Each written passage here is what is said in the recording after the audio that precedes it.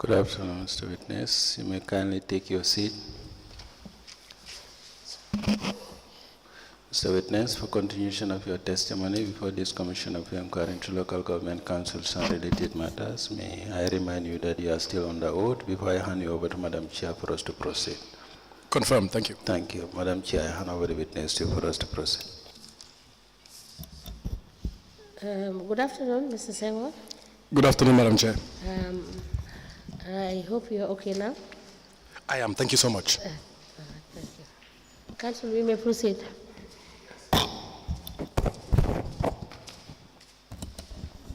Thank you very much, Honorable Chairperson. I want to show you this file. It's a KMT file. It's an exhibit LGC/JC/KMT/000110. It's in relation to the request for an asset finance facility. 16th February 2023.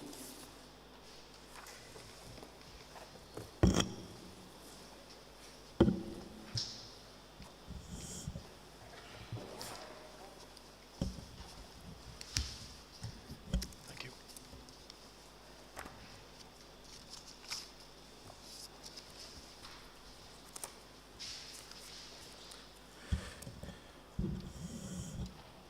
Yes, that is a letter written to the bank, correct? Yes, that's correct. Which bank is that? Zenith Bank. Now, you were requesting for a facility, correct? That's correct. How much? $50 million. $50 million. Yes, please.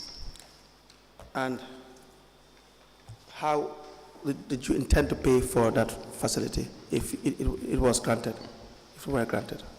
From the operations of the company.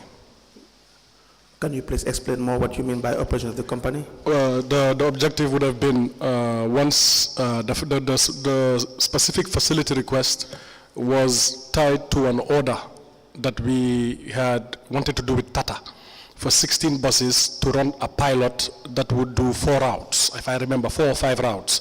So the idea would have been that the operations of the company would have started then, and then the company would have been earning income and would be in a position to service this facility. So the monies generated from the operations of those bus would have been used to finance the $50 million. That's correct. And the interest would have been how many percent? The interest that we had proposed, at least in the initial negotiations, was 12% for a 4-year facility. And again, as I outlined earlier, asset financing, so no collateral to be pledged, but to be secured with the buses, yes. Correct. And there's also another means of paying out the $50 million in that document that you have communicated to the bank. Sorry, how do you mean? I said there's also another means of paying, aside from the monies or the profit generated from the operations cost. You also intend to pay to the bank monies that you will receive from KMC, is that correct?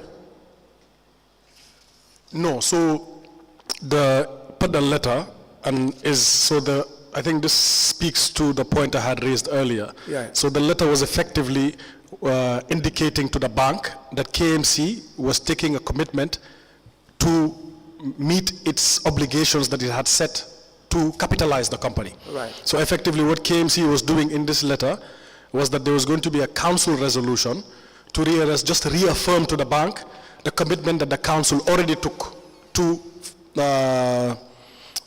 capitalize KMC. Yes. So again, this again speaks to the point I had mentioned earlier. It is these commitments from KMC which made the directors continue to believe that KMC continue to remain committed to raising the financing that was required. So yes. So my point was, and you're correct, but my point was in relation to the fact that the intention to, or the means of paying back the monies plus the interest from the bank, if loan was granted, would have been from monies that would be generated from the operations of the buses and also the commitment of KMC. No, not the commitment of KMC was just a comfort to the bank, and those monies would have been capital contributions, would have been capitalized. Okay. So obviously in paying loans, you would ideally the first point of call is to use your operating cash flows to pay. So obviously you wouldn't want to use your capital. You would want to use your capital for the planned investments. However, in the course of operations, if we had taken the facility, we didn't have enough liquidity to pay from operating, then the recourse would have been to any liquidity, so including potentially the capital to cover it, yes. Right. So was that convincing to the bank? No? In the end, Offer? in the end, we couldn't secure any facility with the bank. So I think that in itself is confirmation that the bank didn't give us any facility based on what was proposed. In your experience, do you think genuinely the bank may have been in the position to commit $50 million for returns from the possible investment? I would say yes, in the sense that, because you see, all of these engagements that we've had with the bank, we didn't just go there and look to open accounts. We had preliminary conversations because the specific facility being requested, some banks don't offer this. Some banks underwriting standards don't allow for these types of facilities.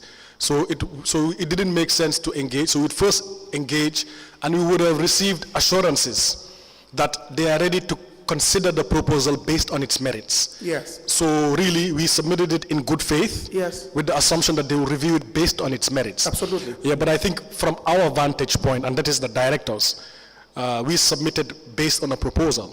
So if, for example, we didn't meet our end of the bargain, capital, you really didn't have much agency to be going to the bank and say, why not? Because what we have committed to, we were yet to fulfill that condition precedent effectively. Yes, because I'm thinking that the risk is too high for the bank to part with $50 million is when they don't have a very concrete grounds to issue out those monies in relation to the fact that they can be recouped at the end of the day or at a given period.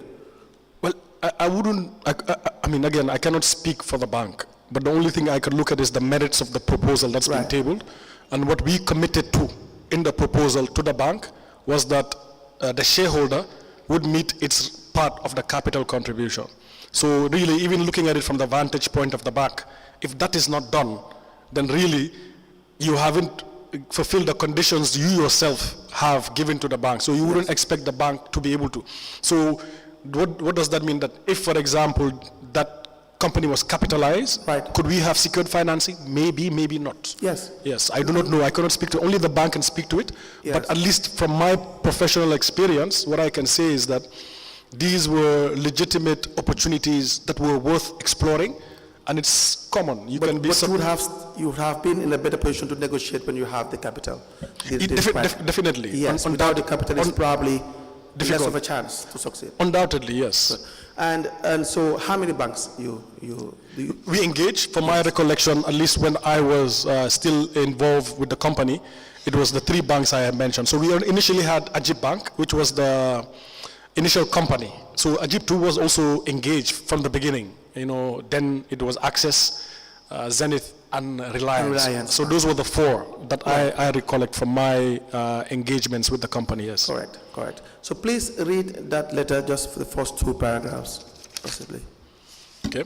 So this is a letter addressed to the managing director of Zenith Bank, dated 16 February 2023, signed by myself, Alieu Badara Senghore, as the board chair. So the letter requests for an asset finance facility as you outline. So the letter reads, dear sir, the letter is an amendment to our previous letter dated 17th October 2022 with regard to our request for an asset financing facility from your bank for the procurement of 16 buses for a proposed urban transportation service. Outlined below is our proposition for the requested facility.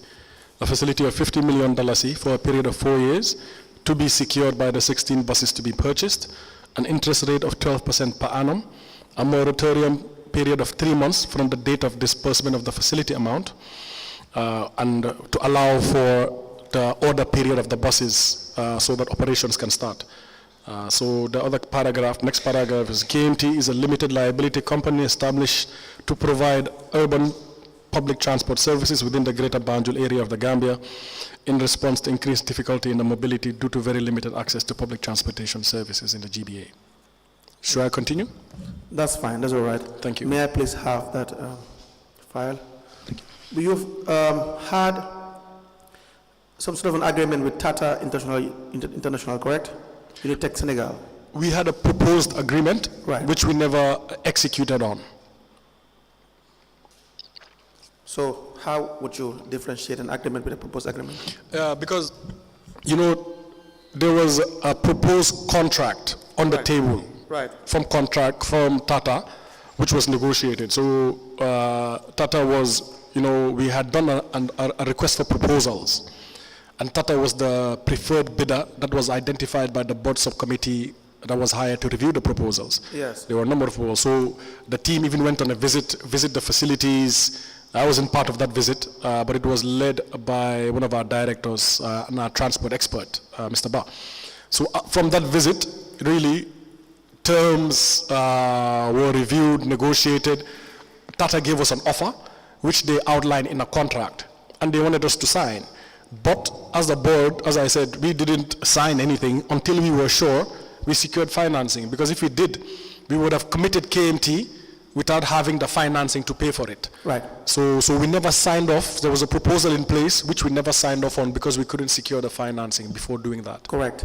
And based on that proposal, you had approached Access Bank to have a bank comfort letter. You recall this? That's right. That's correct. And what was the purpose of the bank comfort letter?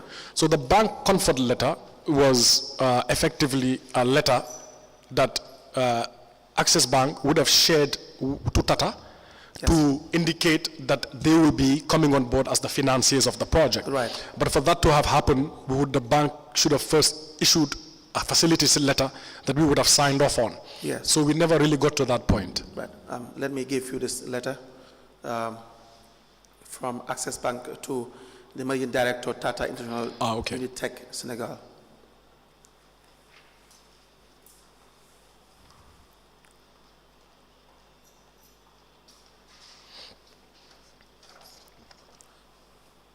Is that the document you're referring to? Yes, so this is the comfort letter. Right. Yes. It's already in evidence, so you can please read the document. Yes. So Cardiff Municipal Transport Limited has notified Access Bank that it has entered into a contract with Tata International Unitech for the purchase and delivery of 16 buses from Tata Senegal. To consummate the transaction, Cardiff Municipal Transport Limited has to make a deposit of 10% of the total facility amount, equivalent to 57,800 euros for the start of production of the buses. Please be informed that Access Bank is processing approval for a facility request by Cardiff Municipal Transport and will remit the initial 10% to Tata International Unitech Senegal. As soon as full approval is attained, the bank is committed to offer the facility once all required conditions are met by KMT. Please note that the letter of comfort is not a bank guarantee and should not be construed as such. The letter of comfort does not create any obligation on the part of the bank or any of its officers to pay you any sum of money in relation to the transaction between the customer and your good selves. Thank you. So the bank understood, as far as they are concerned, that there is a contract between Tata and KMT. So I think this is a letter that requires context, and I will provide that context if that's okay with you, sir. So as I've outlined, if you look at the contract itself, Tata gave us a condition that we had to pay a 10% deposit. Yes. So at the time, there was a deadline that was attached to this. So one of the things that they had mentioned that would help to give them comfort was to get a comfort letter from the bank. Because ideally, you would have, as you can even see from the letter, we had not secured financing, and even the bank made it clear that we had not secured financing yet. Correct. So this is a comfort letter that actually I do not have the recollection of, but you have, by providing, I've seen it, I have memory of it now. So that was provided to Tata as a means of comfort, right, to prove to them that we are in advanced conversations with the bank, right, so that they could kind of give us a little bit of leeway. In the end, we couldn't close it out. So, yes, so we had to go back to Tata and let them know that we couldn't, and in the end, at least as the time I was there, we never ever placed an order. Because we never signed any contract with Tata in the end. Yes. So the part that the bank clearly outlined, that it is committed to offer the facility once all required conditions are met by KMT. Yes. What is requirements? Do you recall? I do not recall, but I think generally, as I've mentioned earlier, a lot of the requirements were for the banks. The comfort that all the banks were looking for was KMC's commitment in terms of the capital, Yes. initial capitalization. Because the conversations that we had with the bank was that that extra 10 million that they were supposed to put, and the 10 million was actually supposed to cover their commitment that they had not done because every year, because they had missed 2 years of commitments. So Right. that's what that 10 million is for reference. Correct. That they will actually deposit it into the bank that is going to give us the facility. Correct. So that was what all the banks were looking out for. So as long as that was not done, we as the board couldn't really, we were limited in our ability to follow up further. Because what we were committing to, as you've seen in the letter, we had not yet fulfilled all of those conditions.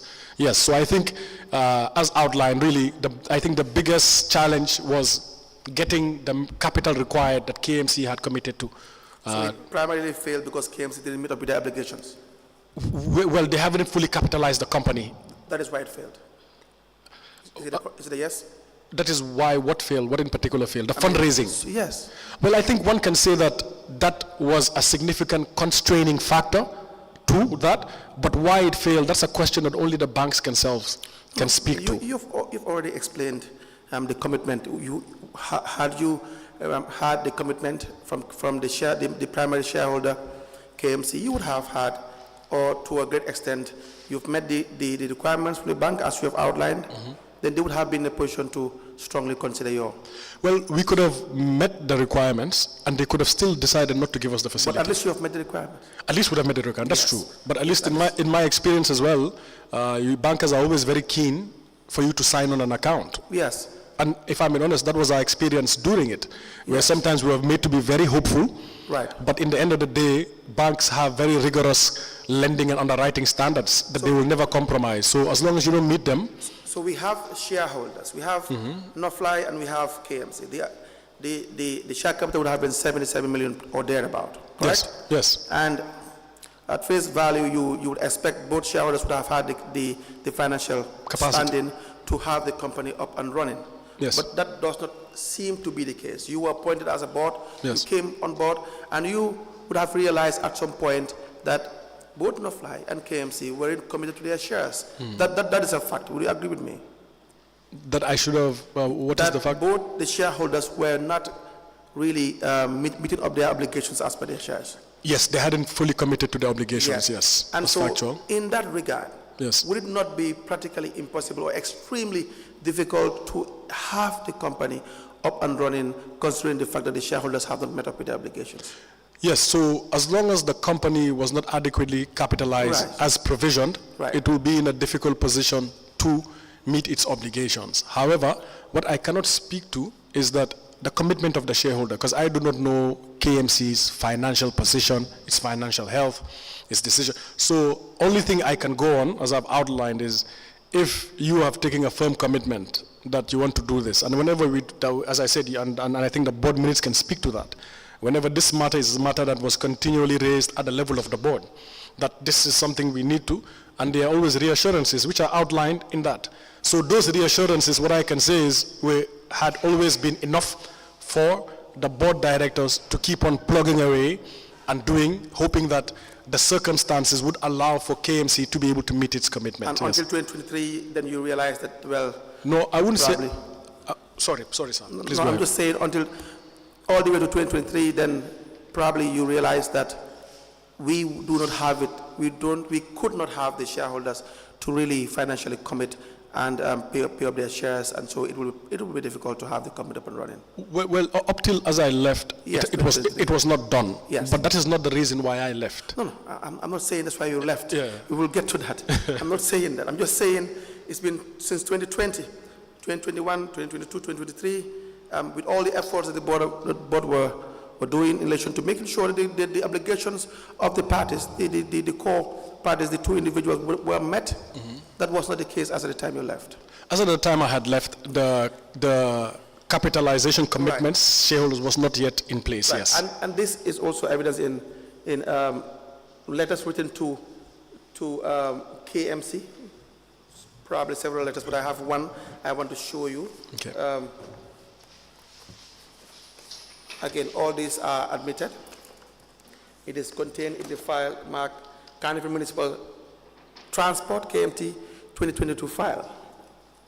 It is a letter addressed or signed by Badara Senghore, the General Manager of KMT, addressed to Kajala Jane, Deputy Chief Executive Officer. Date is 5th of September 2022.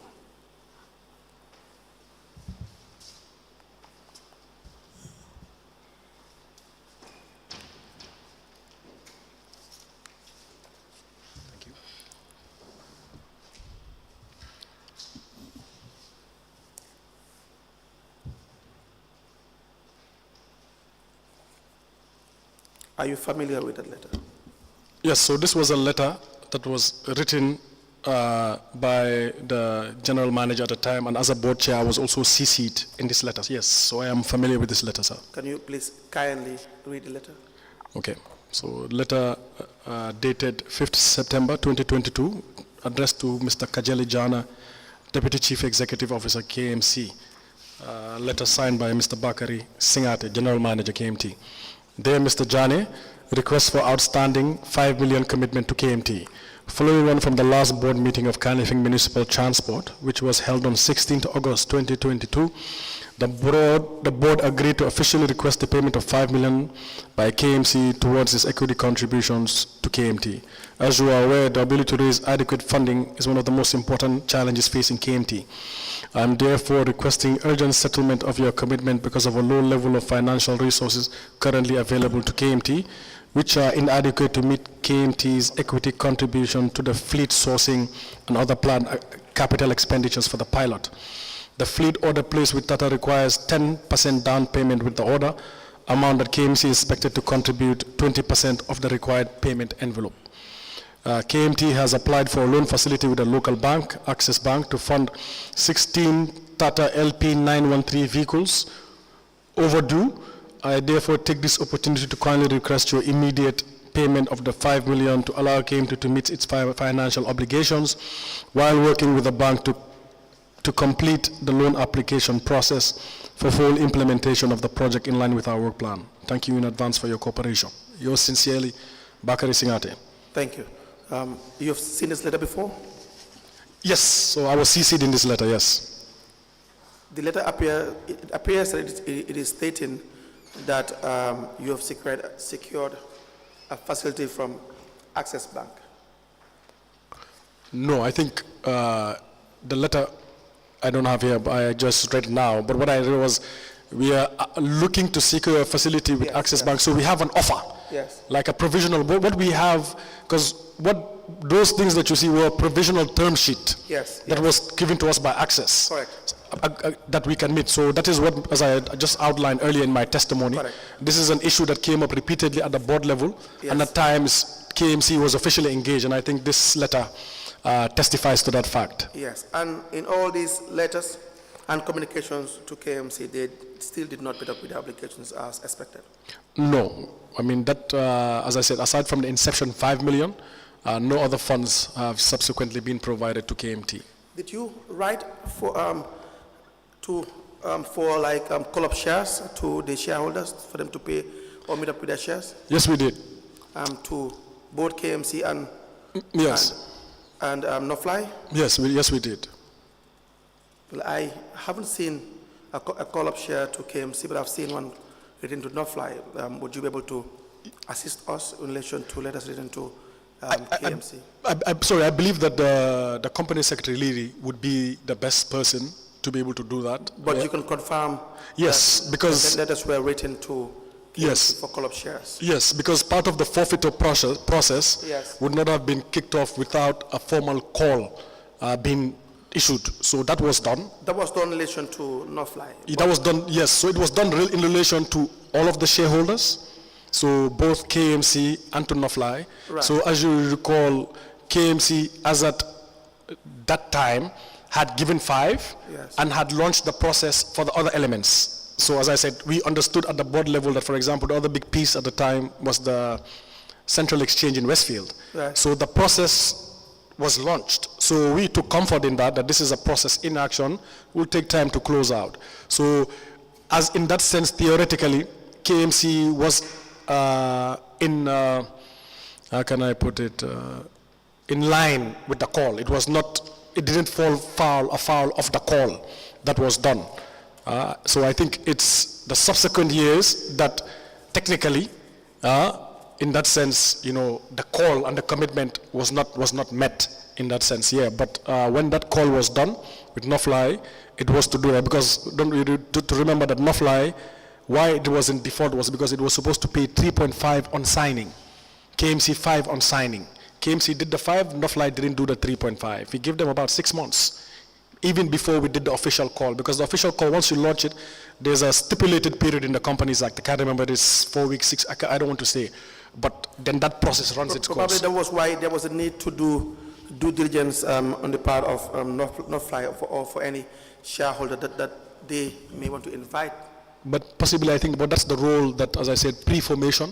Yes. I think there was an entire process. You already said you didn't take part in the No, I pre-formation didn't. So contract. that, yeah, so I'm just saying, yes. you agree with me that that would have been the proper thing to do, to conduct due diligence in relation to any supply and any shareholder that you want to no, invite. but I would beg to have a different view, because as I said, even from my experience as someone who's been involved in professional investment for a long time, until a deal is consummated, it's not. So at any particular Until a term, deal is consummated. it's until you make a commitment. Yes. Right? Until you sign, Right. funds are exchanged, at any particular point in time, they may choose to run. So for all intents and purposes, Nofly could have passed due diligence, right? So I don't speak to that, but even as an investor, you could have passed due diligence, yet we will not be able to fulfill your commitment. No, you will. Then you will have something to fall back on. If Yeah, if you've ascertained that they have the financial muscle, Yes. they have shown proof of financial muscle Yes. to relation to the shares that they have, then you have something to fall back on. You have something to fall back on. Well, then without having evidence of financial muscle, then you have nothing to fall back on. That's the part I'm talking about in relation to due diligence. So Well, it's a requirement. But I think, as I said, I cannot really speak to that. Because, Exactly. Because that would be fair. Yes. Yes, that would be fair. But you see the logic I'm driving towards. You would have advised anyone that kind of due diligence must or should, or is important that it be followed. Correct? Sorry? I said I understand that you didn't take part in the pre-formation of the company. Yes. But you would understand that it's a necessity to know who you're dealing with. Well, I believe that. Regard. Yeah, no, I agree that these are standard processes. Yes. For any partnerships. Yes. That happen. Absolutely. And I cannot speak to as to whether that was done. Yes. And the rigor of that, I cannot speak to that. I wasn't Yes. involved in that process. All right. Yes. The last issue is in relation to you being the chairman of the board at some point between 2020 to 2023, correct? Yes. And the secretary is also Yasin Senghore. Is there any relationship that you have with the secretary? Yes, Yasin Senghore is my older sister. Your older sister, even biological sister? Yes, we are siblings, yes. Is there another conflict between the chairman and the secretary in relation to serving in the same board? Maybe you can help me by defining conflict, because I think, conflict is a legal term. So definitely there wasn't any conflict, and at least my understanding of conflict. Now, go ahead, please proceed. No, I think that's it, yeah. So from my understanding of what constitutes a conflict, maybe you can help me provide a definition, and then I can see where that lies, how it meshes with your definition. But no, I mean, in Gambia as a small society, I cannot list the amount of institutes where you have close family members who are there. So it's just the nature of our society. So, and that in itself is not a presence of a conflict. I think, as I said, conflict is a clear legal definition for conflict. If you define, you let me know, then I can tell you how my understanding washes with that definition. So again, to start with, the idea that it has been done over and over and over again, I always say that probably it's not an excuse. The idea that it has been done by many, it may not be something that you understand, like you said, it may not be something that you appreciate at the time, but the fact that it has been done, which is true in the context we live in, the society we live in, but that is not, that doesn't ratify it. The other issue is that you as the chairman, you have certain powers, correct? The board chair. Yes. You can tie the company in relation to certain obligations. No, I don't. I mean, please, how do you mean? Please, No, please your clarify. Your role as a Yes. board chair is clearly spelled out in your memorandum. Yes. An So, article so, of so, so, association. so you said I can It tie. says, let me just read to you. It says, the board shall be constituted by 5 directors, subject to Regulation 68, and unless otherwise determined by a general meeting, the number of directors shall be 5. The chairman of the board shall be nominated by the Cardiff Municipal Council. The remuneration of the directors shall from time to time be determined by the company in general meeting. The directors may also be repaid all traveling, hotel, and so on and so forth. Any director who, being so requested by the directors, performs special or extraordinary services on behalf of the company, or whose travel or resides outside the Gambia, or travels to or resides in any place or other than where the usually resides for the purpose of discharging his duties, may be paid extra remuneration. A director of the company may be or become a director, and the list goes on. The business of the company, 73, shall be managed by the directors, who may pay all expenses incurred in forming and registering the company, and may exercise all such powers of the company as are not by the Companies Act 2013. So that's the power of a director. It goes on. Yes. That 75, the directors may entrust to and confer upon a managing director any of the powers accessible by them upon such time. So you control the affairs of the company as a director. No, I think. Go ahead. No, I think that's as you said, the role, because a company director is provided for by law. The rules, it is very clear. It's in black and white. Yes. You've read some of it. That comes into the articles and mems.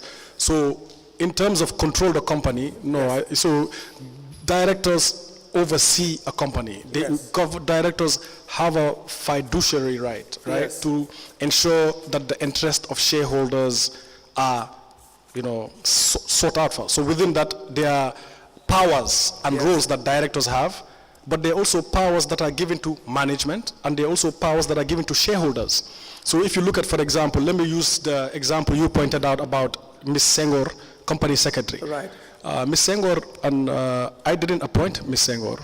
Ms. Senghore didn't appoint me. I know. Those decisions are made by shareholders. Absolutely. Shareholders appoint company secretary, they appoint directors. So Ms. Senghore and I can only assume we've managed to find ourselves in that position by dint of our professional expertise. Right. Yeah. So really, in that sense, I do not see a conflict, and how. Maybe you can define. You wrote to the banks. You signed the letter I gave you to read. Yes. To Zenith Bank. You signed it. Yes. Seeking for financial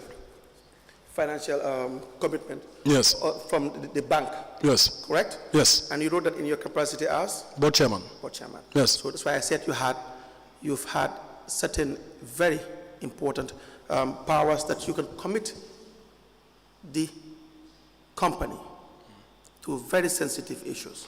No, I would disagree. Okay, I would respectfully have a different view. Right. Because really, decisions that are made at the board level are done by board resolutions. Correct. True. So yes, as a chairman, I have a role to play. Yes. And the roles of chairs too are clearly spelled out in the law. Right. Right. So convening the meetings, ensuring that agendas are sent out before chairing, but any decision making is a collective responsibility of the we vote. So and again, we can only make decisions on matters where the law has prescribed for us to make decisions. Yes. So which you are part of and which you chair. Yes. And which you sign minutes. In fact, you have the power to even authorize payments. Sign and give your authority on payment. We have seen evidence of that in the. Because I was a signatory to the accounts. Exactly. So I had I could sign off on payments. Absolutely. In line with the financial policies of the thing. So I was just a signatory. No. Yes. That's why I said. Yes. That's why I said you have very, very important powers as a board chair. Yes. Correct? You're Correct. not only Correct. an ordinary Correct. board member, but a board chair. And so do the secretary. If you understand company law, the secretary is also equally very powerful. Yes. Can bind the company as well. Can bind the company into very, very sensitive issues. The company secretary has very important powers, very sensitive powers. You understand that? So you may not understand No, that. no, but I would respectively have a different view. It's okay. Because the company secretary, I wouldn't say the secretary has power, because the secretary doesn't have any decision-making authority. Okay, so let me say this. Let me say this. I wouldn't want to have that probably legal argument. Maybe Yasin would be in a better position to know what I am saying. You understand that? That her powers are so important that she can bind the company into any engagement. It has already been decided. There's already case law to it, that the importance and the powers of the company secretary, such that if the board chair, which we've agreed, has a similar powers and the secretary can exercise those powers, then do you not think that would be dangerous for any company? But I respectfully have a different view, if it's okay, Honorable Lead Counsel. Again, I am not a lawyer, but again, as I said, I have well over 15 years as an investment professional. Right. And I'm very au fait with the Companies Act. Yes. So I am very au fait with it. As I've outlined, a secretary is responsible for implementing the instructions that are given by the bank. No, my friend. So filing the requisite resolutions. Yes. Right? But the secretary doesn't vote in those resolutions. The directors do. The secretary's responsibility is as effectively handling the secretariat of the board.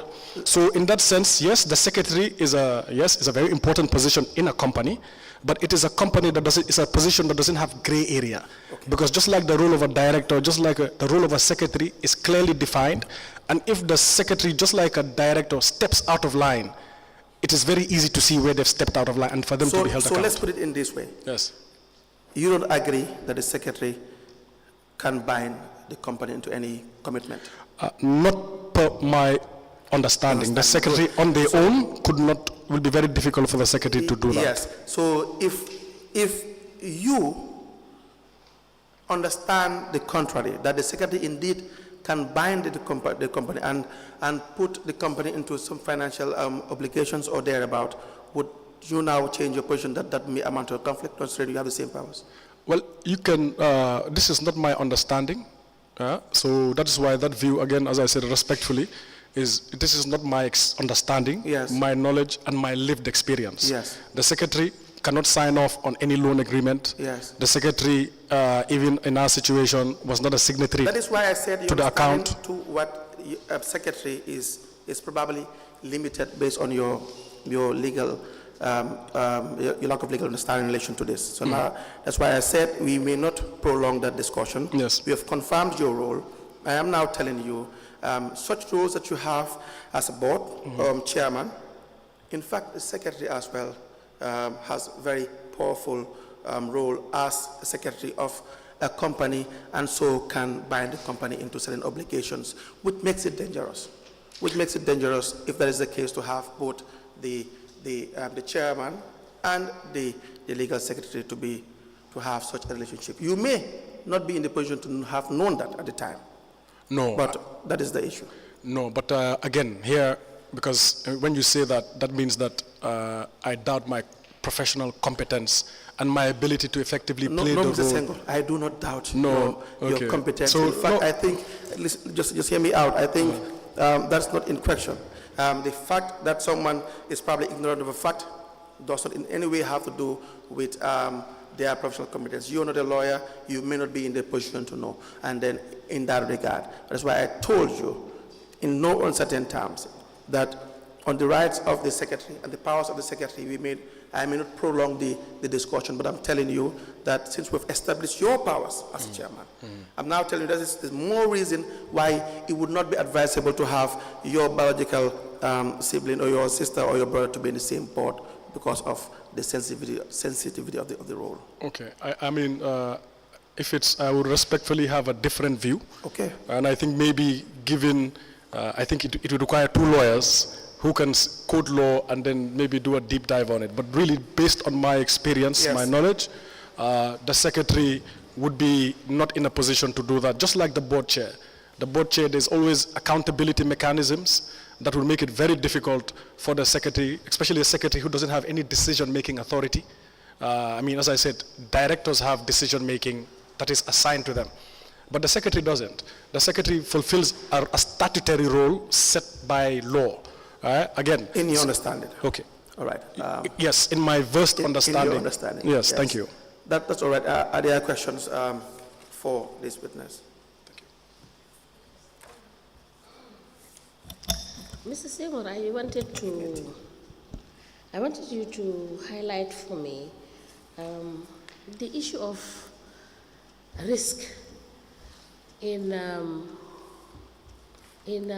getting the banks to finance the project. From your understanding,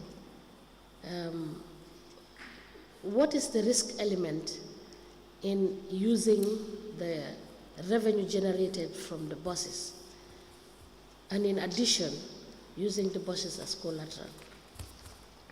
Okay, thank you. So really, any lending relationship, any business enterprise is fraught with risk.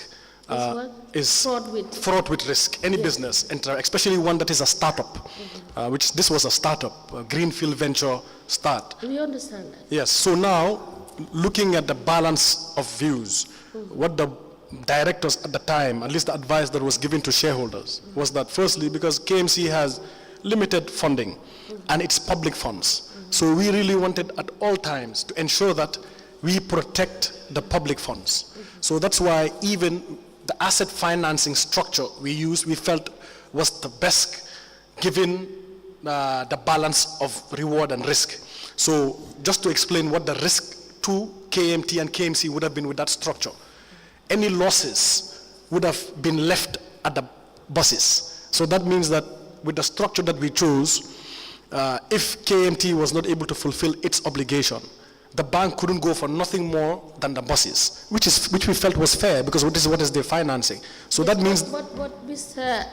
Senghore, yes, having listened to you give evidence, yes, I take you from the way you have answered the questions, yes, and I know from listening to you from morning that you have a deep understanding of your field. But my specific question here is, assuming you are to lend KMT, how would you rate the risk level by percentage point? No, the revenue you earn and using the buses as collateral. That is what I want to be clear about. Okay, so really based on my expertise, yes, this was the best structure, yes, from a risk-reward perspective, yes, that KMT could have hoped for. Okay. And it was not an easy one because I am not even aware of any asset finance. Did you say it was not going to be an easy one? I said that this, if we could have secured this facility, yes, it represented the best possible approach for KMT, given the thing. One, because KMT didn't have the financing to be able to outright purchase. So now give me the percentage, now looking at it objectively, yes, not being biased, yes, to the interest of KMT. Yes. What percentage of risk are we looking at? You know, I'm not a professional in that sense where I can give you a specific number and say. I'm talking about estimation. No, but because even then. Even though I'm not an accountant or yes, a professional in that aspect. Yes. You understand? Generally, looking at it in general terms. Yes. Not being biased, because you had looked at the best interest of KMT. Yes. And my interjection here, and what I want to know, yes, is why the project stalled. Yes. So that is why I'm asking this question, because looking at your perspective, yes, I can understand, I can choose from your evidence that you've been able to put on the table the best possible option that you want that will be beneficial to KMT. Yes. Absolutely. Yes. If the bank was able to buy your idea. Is that not correct? That's correct, yes. Yes, but now looking at it realistically, yes, and making analysis and having the background you have, yes, do you think that was a workable plan? Yeah, I mean, if I can just run through the highlights of the offer letter. So if you look at it, assuming that a bank took that offer, It would have meant we would have been able to secure financing at 12%, which was, if you look at borrowing rates here, especially for startup companies, you are talking about in excess of 20%.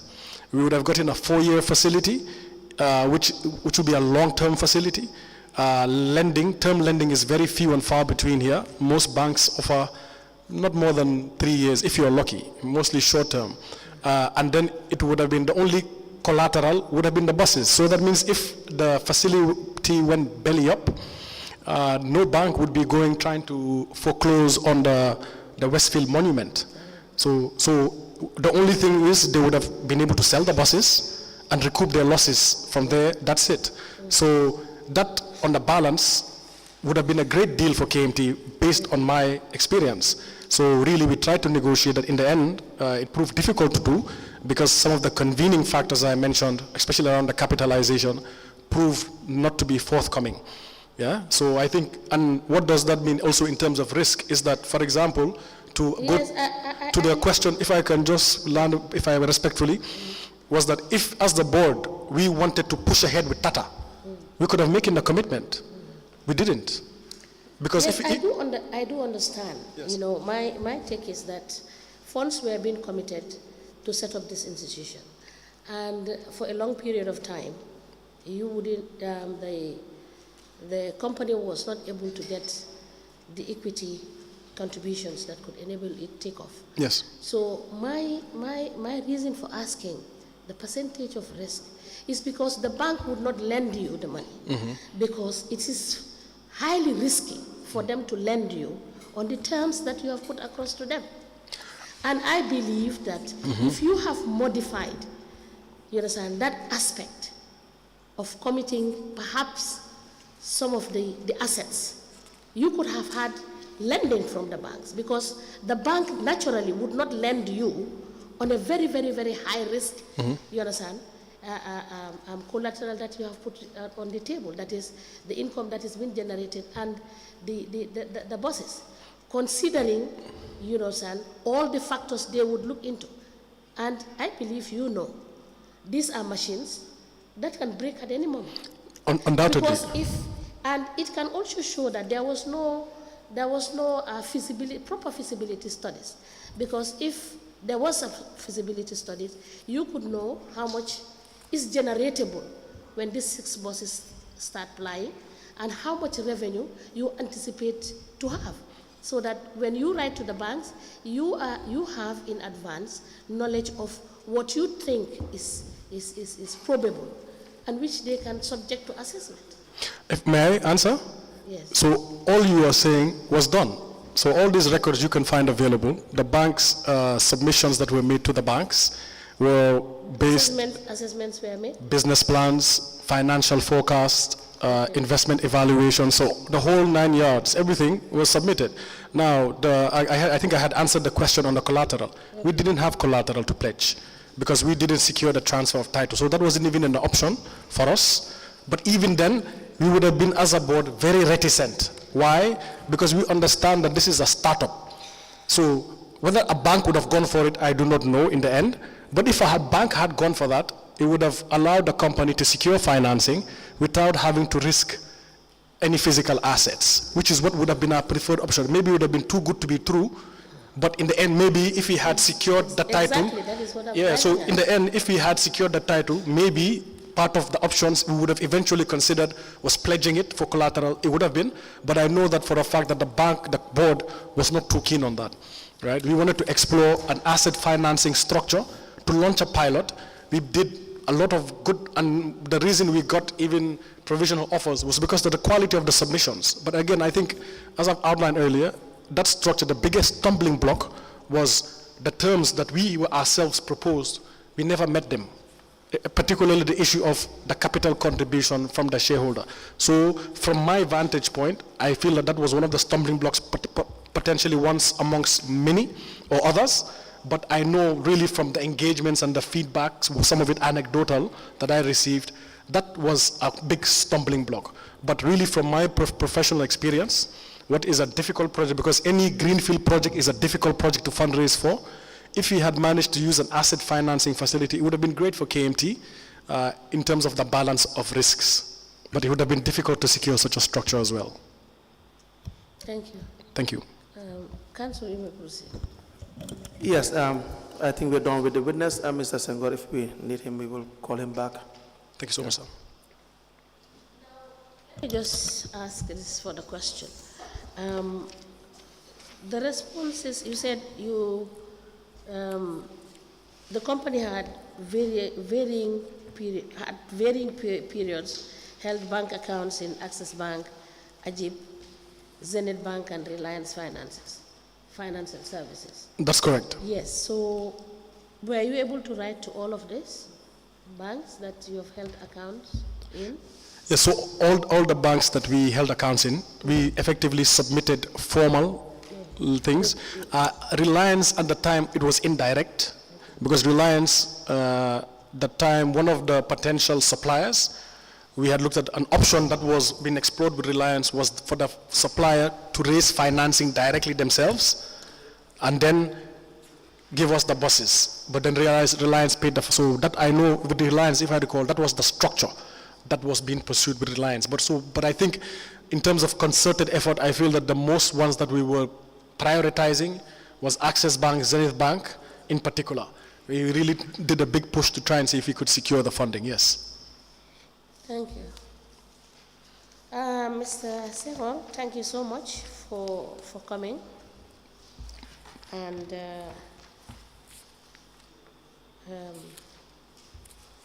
if we need to consult you on anything further Yes. on these issues, we Yes. may call you. Well noted, Ma. Once again, thank you. You're most welcome, Ma. Thank you. Thank you so much. Thank you. Thank you so much as well. Thank you. We have asked you to, you noted something that you need to bring for us. So Yeah. please. Yes, he mentioned that lead counsel that he wanted to see KMT emails. Yes, yes. On so the please provide those. You can just copy them and give us hard copies. This is well noted. Or in the alternative, you can forward them to the registrar's email for Okay. the commission. Okay, so I think, yes, so just for clarification, it's the KMT emails with regard Yes, to pertaining to the private equity. transactions and all. Yes, the private equity engagements, yes. Okay, well noted, Madam Chair. Thank you. All right. So thank you. Thank you so much. Thank you. You are this side.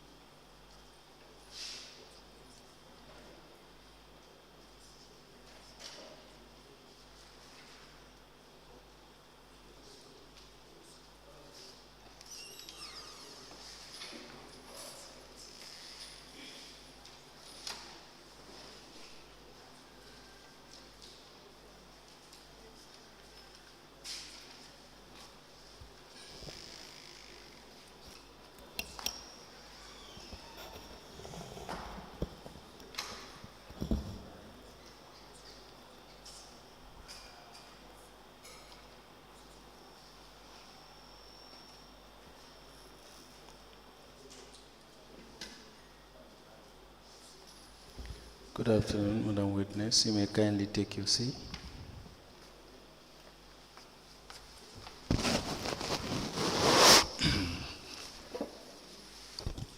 Madam Witness, for continuation of your testimony for this Commission of Inquiry into Local Government Councils and related matters, may I remind you once again that you are still on the oath before I hand you over to Madam Chair for us to proceed.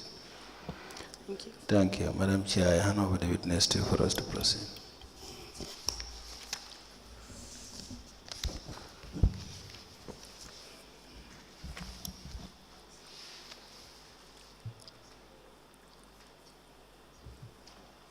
Understand?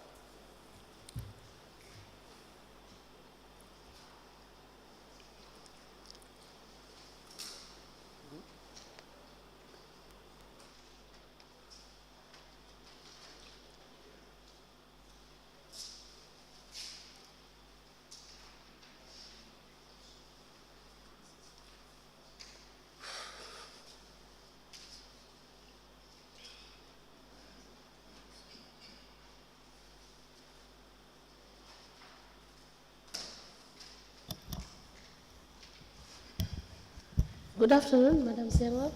Good afternoon, Madam You're Council. welcome back. Thank you. Council, you may proceed.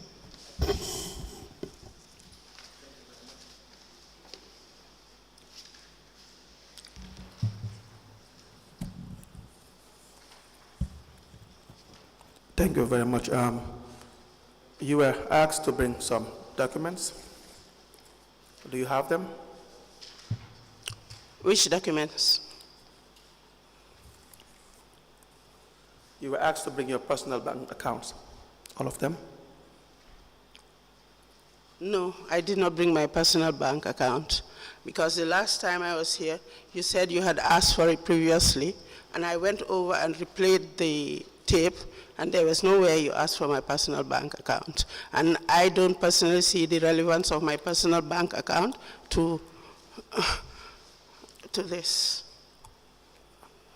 I didn't hear your last statement. Sorry? We didn't get your last statement. I said, when I came the second time, you said, you asked me for my bank statements. I gave you what I had. And then you said, your personal bank account. I said to you, you never asked for that. You insisted that you had asked for it.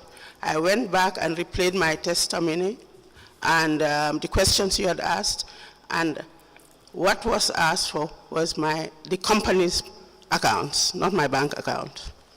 Okay, so you do not know that I had asked for your personal bank accounts. Well, you can check the transcript. Madam Chairperson, we would not mind to apply again formally for the witness to produce her personal bank accounts. And if she fails to do that the second time, we will make an application for the witness to be arrested and prosecuted accordingly. And in that regard, we are applying that the witness produce her personal bank accounts, all her personal bank accounts, in the earliest sitting, in the date prescribed or given to the witness by the chairperson. Thank you.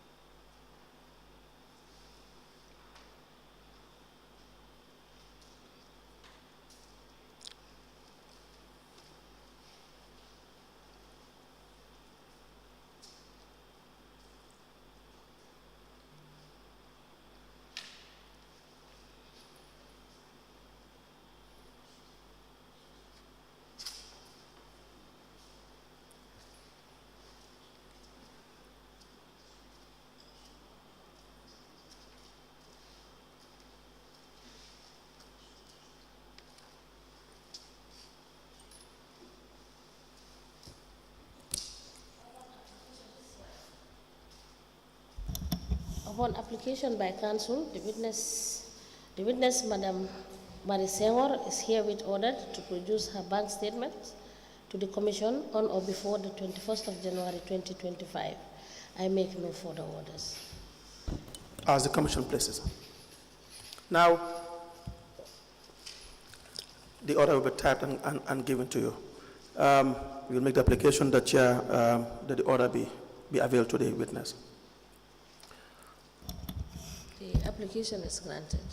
Thank you. The order can be picked up tomorrow. Thank you. Now, you were also asked to produce all the tender documents for the contracts that were awarded to you by KMC. Which tender documents? You were asked to produce all tender documents that you've taken part in an award of contracts to you by Cardiff Municipal Council. Which tender documents? How many contracts were awarded to you from 2018 to date, to 2023? I gave you what I had the last time I came. I gave you the documents. I submitted documents. What documents did you submit? Well, The fencing of the backward side. The library? I gave you the tender documents for the library.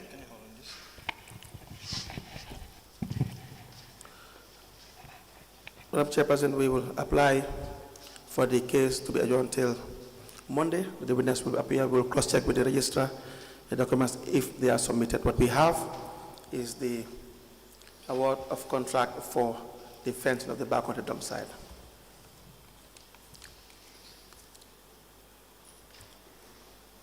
So we apply that the witness will come back on Monday. I already submitted. Let me just find out. Go back to the Yes, records. Yes, let us.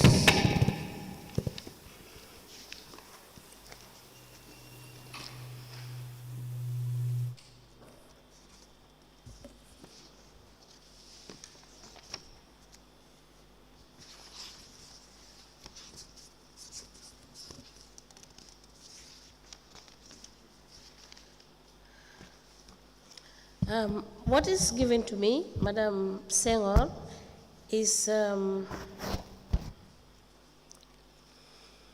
the award of contract, which is dated the 27th of March, 2020, and it has the attached to it is the construction of Bakote dump site boundary fence payments, receipts,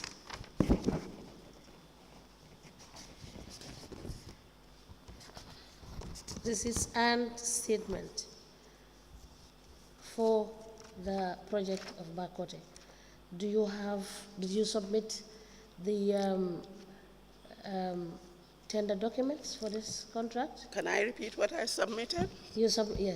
I submitted the award letter for Madam Bakote Chairperson, may we have the witness to use the microphone that is given to her by the technician for the purpose of the record. Okay. Yeah. I'm sorry. I gave you the award letter Yes.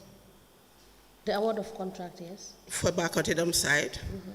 I gave you the tender documents for Cardiff Municipal Library. I gave you photocopies all the checks we were paid for Bakote dump site, as well as the bank statement for the period from Ajib Bank. I gave you all those documents when I was last here. Okay, Madam Senghore, thank you for clarifying.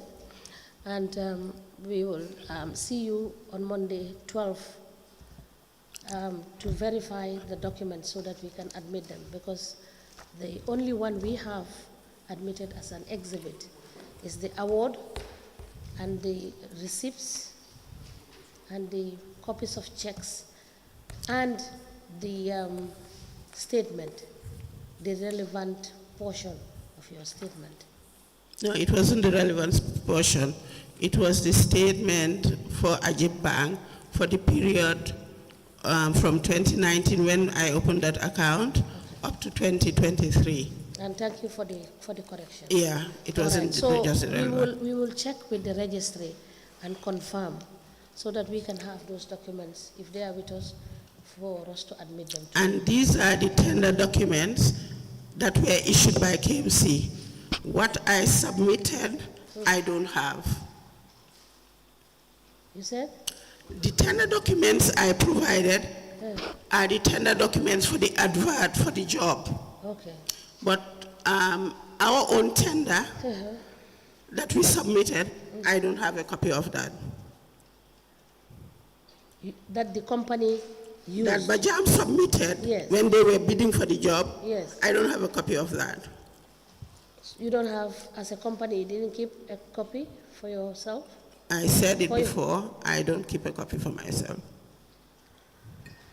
All right, we will check with what you have submitted, and then we will see you at... Yeah, the 12. documents are at KMC, like the one for the Bakote. The last time I came, he produced it and showed it to me.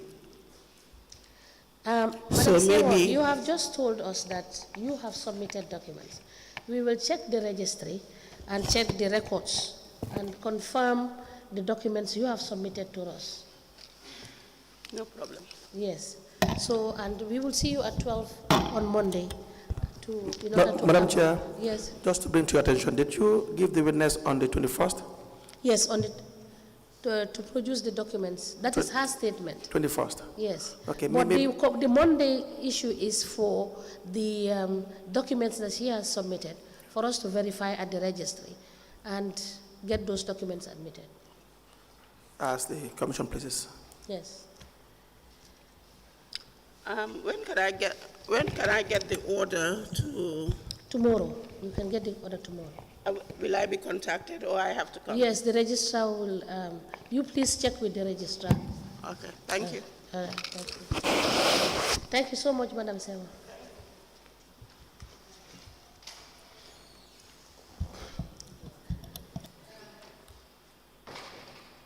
Council, is that all for today? Yes, Madam Chairperson, that's all for today.